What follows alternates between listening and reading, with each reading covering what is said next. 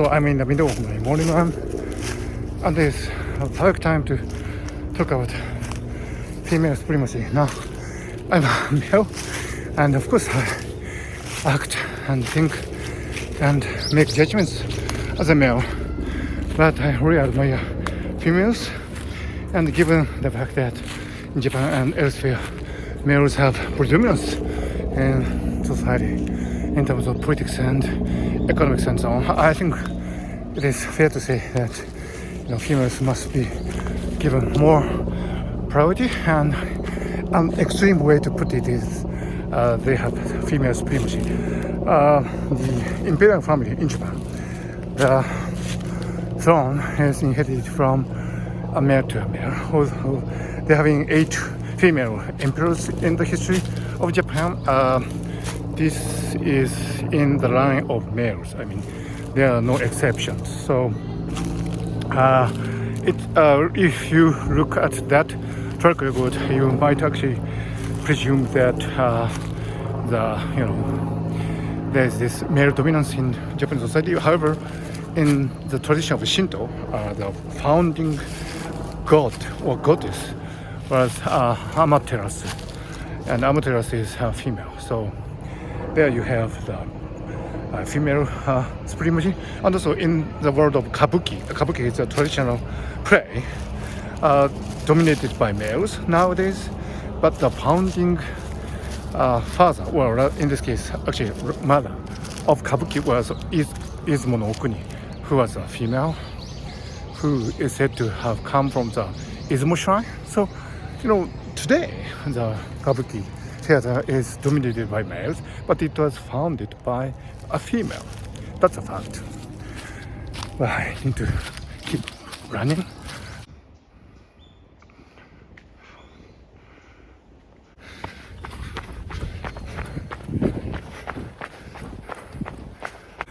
And when it comes to literature, female supremacy is really evident because arguably the greatest novel to come in the Middle Ages of Japan, and arguably in the world, was Tale of Genji, which is of course authored by Lady Murasaki.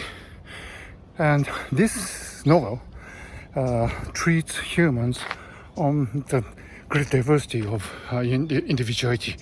It's not something that you start from ethics, how men and women should behave, but rather come from the sense of mono no aware, this world famous sense of the pathos of things.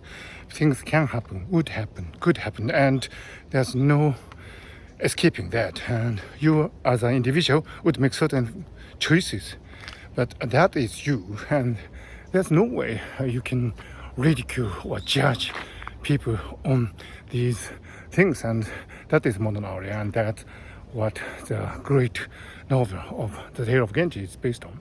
So Lady Murasaki is the founding father, or again mother, of Japanese literature. The same happened in the modernizing Japan. Ichio Higuchi, who authored these wonderful short novels like Takekurabe and Nigorie. She was the one who successfully kick-started Japanese modern literature, which probably was perfected by Soseki Natsume.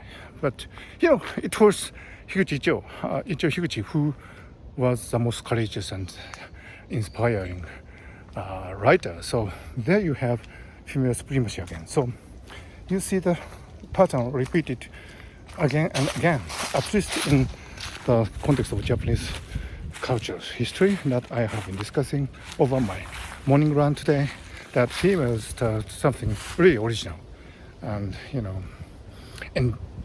and daring, and males take up the trail, and they kind of do the perfecting job. So I would say that females are often quite endearing and courageous, and they have the audacity of being the first. So that's why I have been discussing female supremacy.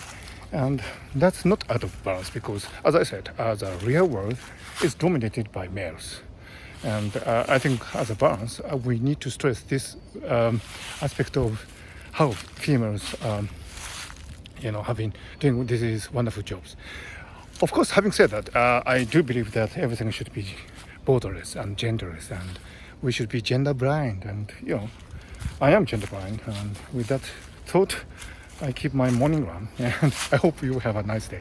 Yeah, from Ken Mogi from Tokyo.